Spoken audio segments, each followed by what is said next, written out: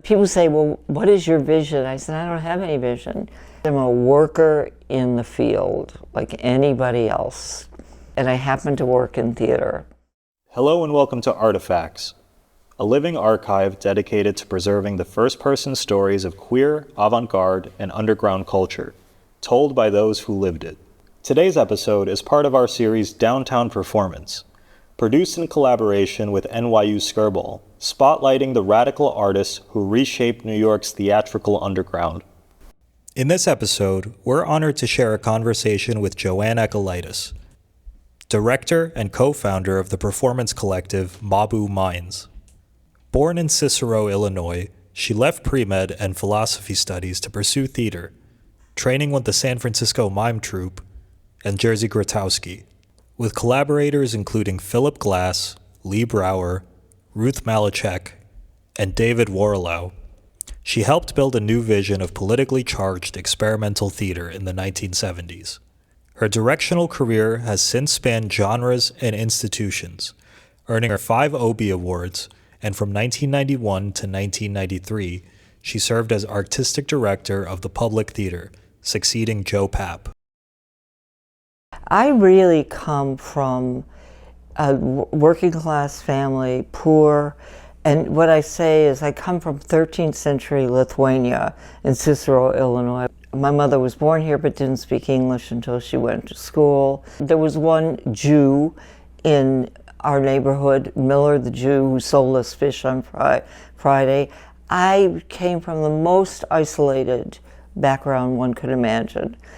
But I am eternally grateful to the Catholic Church for all its bloody, sexy Jesuses. And, you know, the imagery of Catholicism is so much a part of my ethos. And I always felt sorry for Protestants and Jews because they don't have all that kind of really theatrical stuff.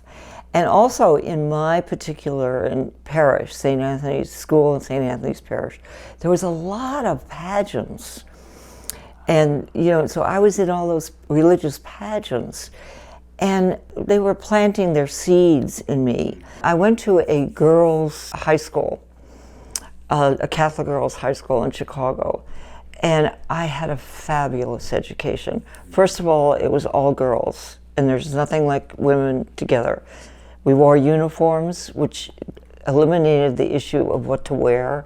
And, you know, and I was like this smart kid who was editor of the school paper and the captain of the volleyball team and the president of the drama club. And like many people in theater, I was very influenced by a drama teacher in high school, Miss Clooney.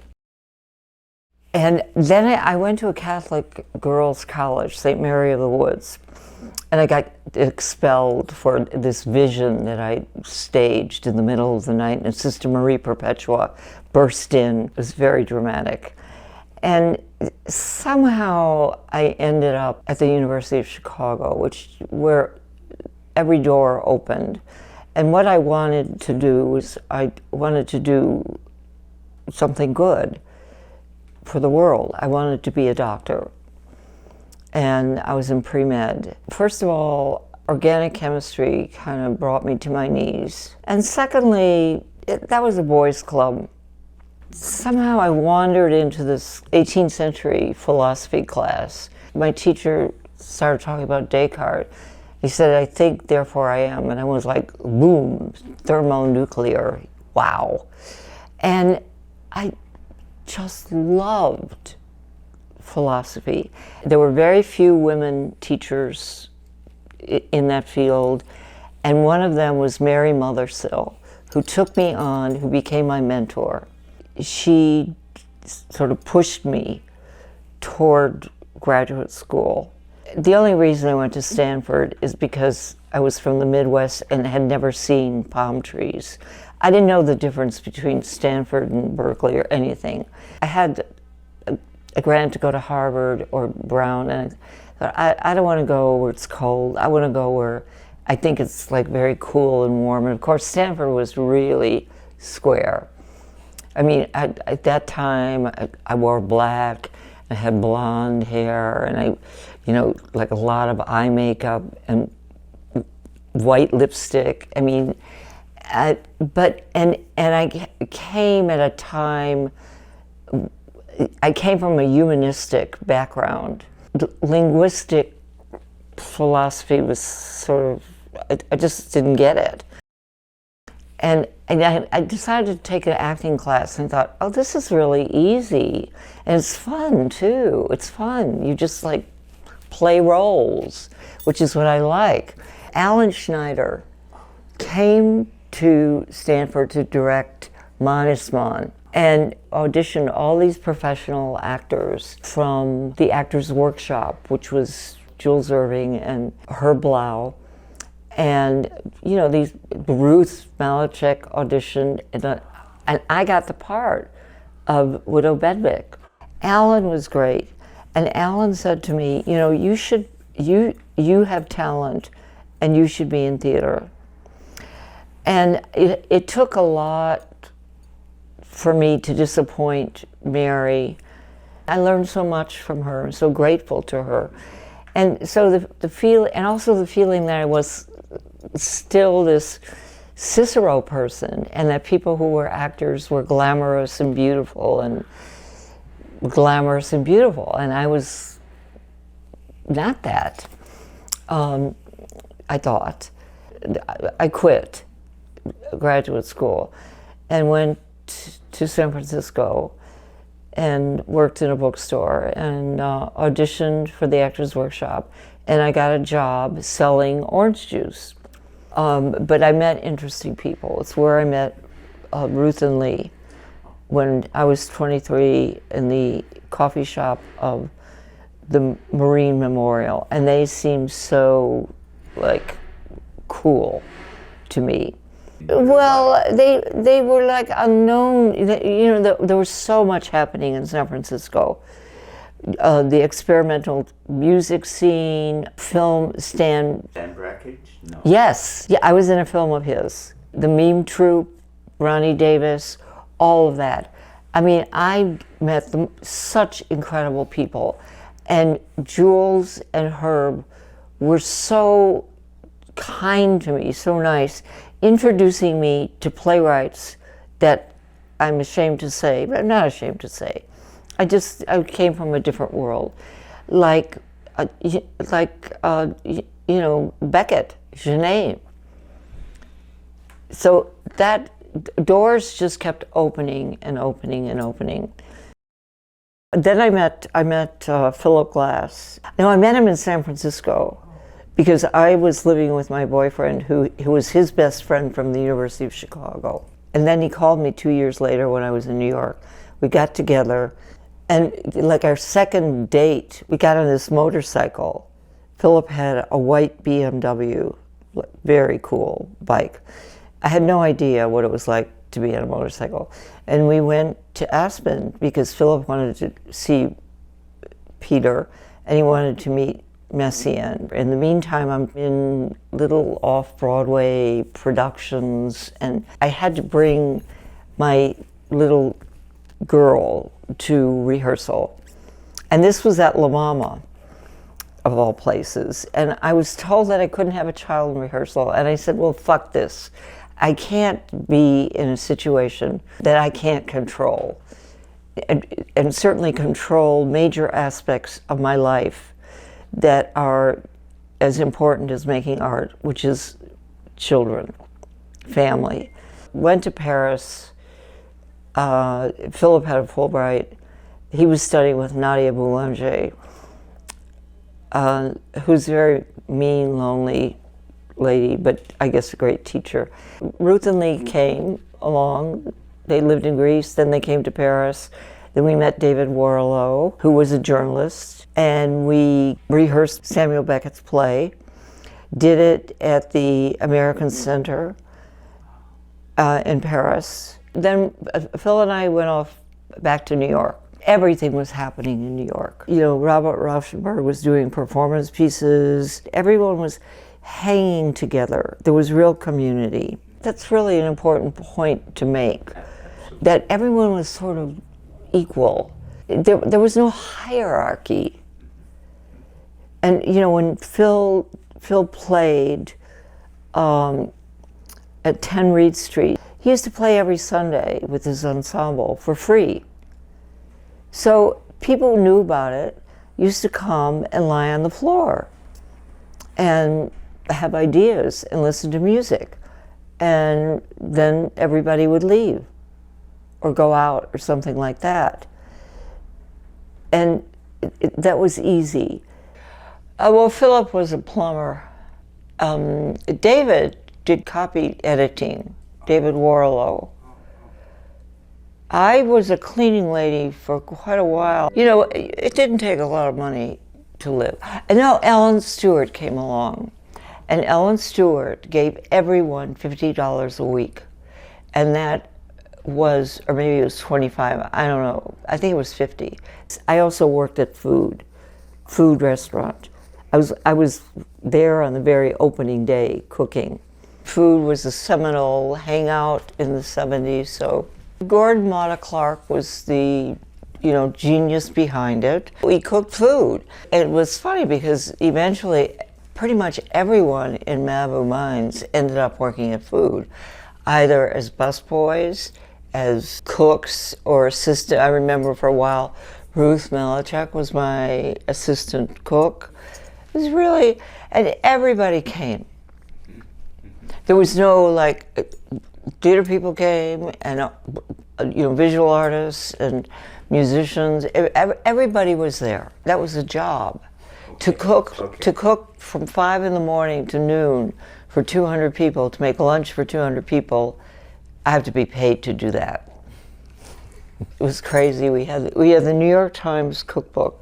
I made desserts. You know, there's a recipe, and this is 1/4 of a teaspoon of baking soda. So then you go 200 times 1/4 of a baking spoon. And you know, baking is a kind of alchemy where accuracy is absolutely essential. You know, making these cakes with dozens and dozens of eggs and soups.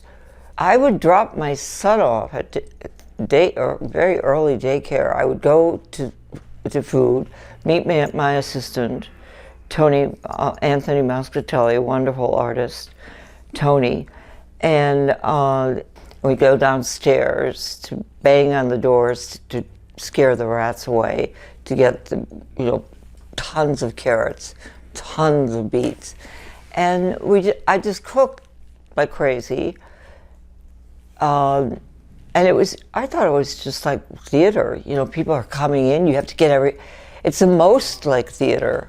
You know, and also it's like theater because everyone goes out of business and no one has money, and, you know, they have more scandals, but, so, and, you know, eventually it closed because it was run by a bunch of artists. It was a business with no business plan, but really important. I give Phil a lot of credit in this because it was in Paris where he said, you guys should start your own thing. You should do your own thing. You should not be working for anyone else but yourselves.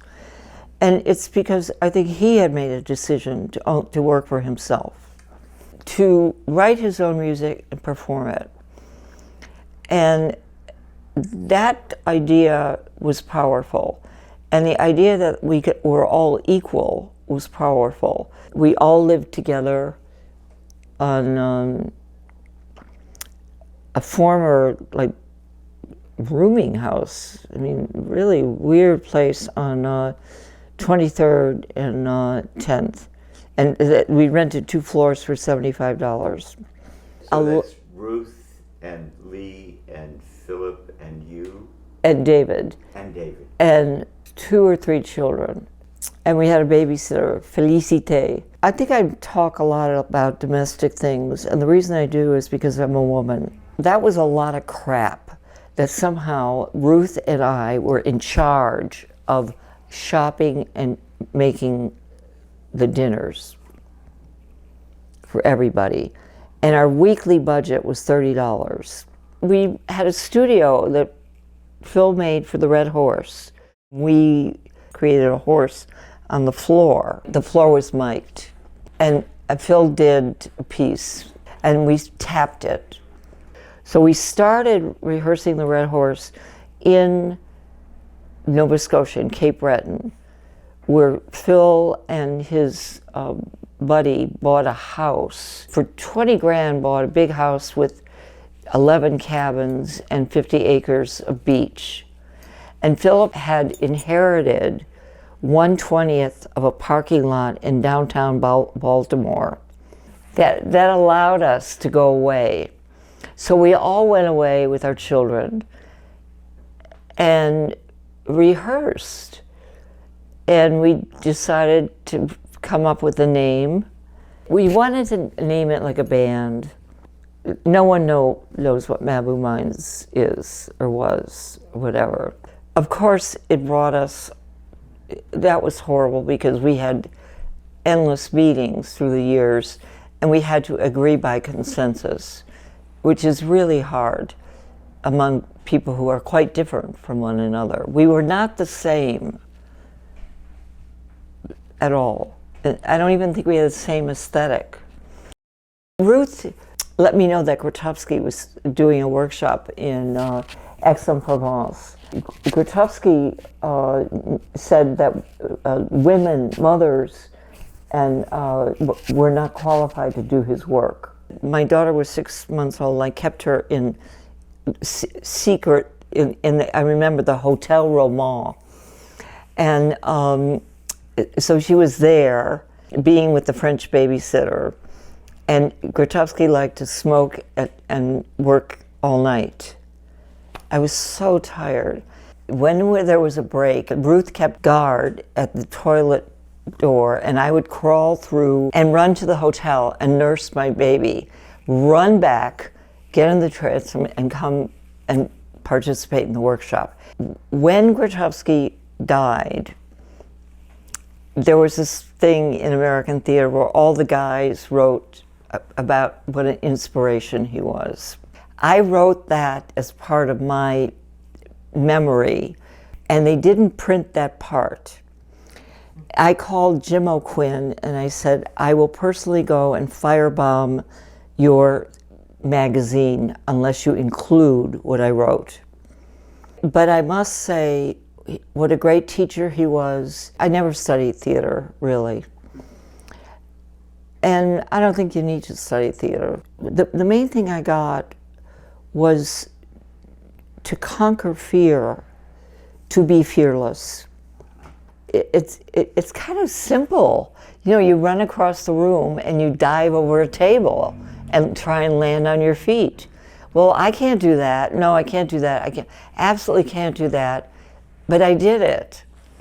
The other thing I learned from him is that one of the most important things a performer can do, and I think this is clear for a director, is to use yourself, to use your own life. You know, you don't become the character of Juliet. You can't do that. You are you. And then you touch on certain moments, this idea of being in the river of associations, and I have used those exercises, which is a great exercise, where you every minute is of your life, you just keep walking, and whatever comes up, and nothing comes up, nothing comes up. And so you see something like your mother giving you a glass of milk when you're 6 years old. And what does that mean? I don't know what it means, but it's very clear. And it's usable. I was in, Mabou was in the, we did Come and Go, Beckett's play, and I had the last line, which is, I can feel the rings. And I couldn't do it. I was very blocked. I couldn't do it. I couldn't do it. And the only way I could do it was to sort of, the way I used images was to put my mother's face in front of me and look at my mother and say it to her. And a lot of Grotowski's work had to do with blocking out the audience and creating one's own kind of circle of images that you touch on. Director I respect a lot, and I said, "What is that?" He said, "Well, I'm working on the blocking." And I said, "I don't even know, I don't block plays anymore. I tell the actors, do what they think is right, and let me shake it up or fix it up. Or I don't understand the plots of anything." I went with a group, I went with friends to see Shakespeare's Julius Caesar, and I have seen like 8 productions of Julius Caesar, and I realized I can't follow it. I said, wait a minute, why are they killing him? What did he do? Wasn't he good? My children would not go to the movies with me ever because I wouldn't shut up, because I never get anything. So when actors ask, what does this mean? Why am I doing this? I say, well, I don't know. You guys, I know you could figure it out. And we'll all get it. You know, it's important. I don't think about what the audience, I don't work for the audience, but I'm interested in them because they're like all of us. We all want the same thing. You know, as the Buddhists say,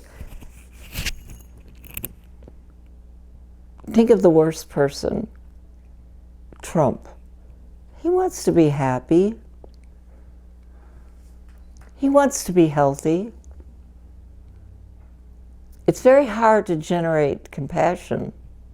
You gotta think of the bad guys. Like, and there are some really bad guys around now. Creating a conversation seems to be really important in your work, creating conversation in the audience. Or the audience participates, something that there's something before, or the audience is given something. I like to give something to the audience. Like years ago at the Guthrie, when we did The Rover, it was June, it was hot. So let's give the audience fans so that the whole Guthrie Theater would be like waving with fans. So I got Target to donate fans, and the fans said, how to show in Minneapolis or something like that. And I thought the whole audience would be going like this. But because it's Minnesota, they're too polite to do it. Nobody was doing it. They kept their fans. They just took their fans away. But also, I got 2 booths to donate pizza. I kind of think the idea of giving the audience food or something, or before or after, is good. Because they take it home and they've got something. And they don't have to, they could throw it away. But they've got something. Right. I like plays, and I also like composing, collaging. Collaging is what I think I would call it. It's an interesting way to work. I mean, with Dead End Kids, which is called Dead End Kids, The History of Nuclear Power, I just started reading all the alchemists. Then I read Madame Curie's autobiography, and then I got interested in Oppenheimer. Being a perpetual graduate student, but I also am like, I feed from the bottom of the barrel. I've been watching the soap opera General Hospital for 40 years. I watch it every fucking day. Excuse my language, every day. Great. My first meeting with Joe, he said, I want to give you a building to make theater. I said, oh, great. So we walked over to Great Jones Street. There was a storefront. He said, I'm giving this to you. I said, thank you. And then later that day, the managing director called me and said, "We're taking it back. Joe should not have said, 'I'm giving it to you.'" But that was Joe. I remember they did Julius Caesar, and Al Pacino was in it, and a whole bunch of other people were in it.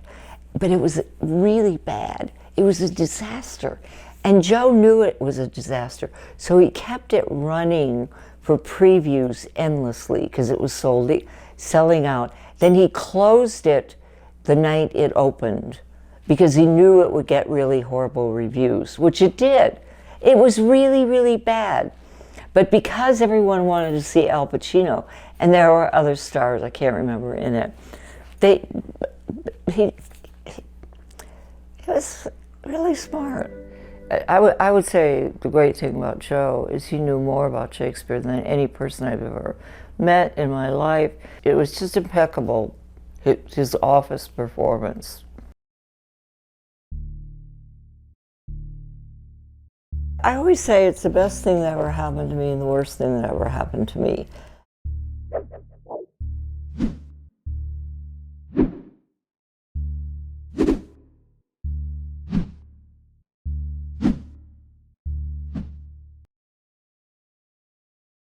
I did try to change things, and I did. I had a public meeting with 250 playwrights about their deal, and as a result of that, their deal got changed with non-for-profit theaters. I opened the cafe, and that worked, actually, because people would come in, working people would come in to get a sandwich, which was my idea. Then I wanted to have a library. Like on like Alfred Barr, the Museum of Modern Art. And the great thing is that I got a grant from the Mellon Foundation for a lot of money. I'm going to give it away to artists who are important, who either work at the public or don't. So I gave it to Eric Bogosian and Gabriel Barry, and the only thing I asked them to do was maybe once a month, come to my office and let's read through the Greek plays together. Because I have to tell you, that sort of made me sane. And it was very informal. It was like, wine and cheese and crackers. And anyone who was around could do any role. Like, I keep saying Eric Bogosian playing Agamemnon. That was fun. And, Jennifer Tipton was there. And that kind of saved that kept me sane. And the important thing is not to whine about the critics, because there is no theoretical, serious writing that's done in, say, you read the critical essays of someone like Sartre or Kenneth Tynan. You get that, and we don't have a tradition of intellectuals or intellectual writers doing anything except writing the plays. Okay. And one of the things that I really liked about working at the Hartford Stage was that on the call board it says, "It is the policy of this theater not to talk about reviews in the green room, whether good or bad." And I think that's a brilliant thing for the actors to know. New York audiences are very busy. They're busy in their heads. They come with shopping bags, like, what's Manhattan Theater Club? That's like the rustle of their furs and their shopping bags just like drives me crazy. What can I say? It's just there. Why complain about it? There are plenty of things to complain about. The system is part of it is the culture, which is that when plays move from off-Broadway to Broadway, usually they get worse from theater practitioners, and sometimes they have to cast stars. And then the audience reads this great review by Jesse Green, and they think that they're laughing, they're having a great time. It's just, I'm smart, I'm hip, I paid all this money. And then you see this theater which really counts, and people are saying, why was she speaking German? Why are they talking so fast? Why is that? What does that thing mean that's suddenly upstage?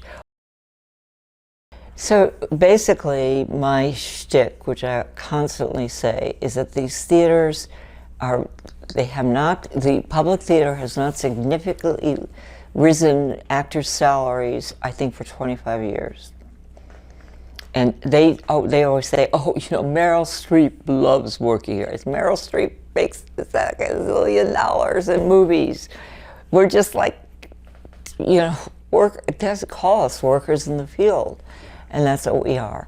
It's just the model is the institution. The model is the subscription. The model is you are now allowed in the theater. The theater is now open.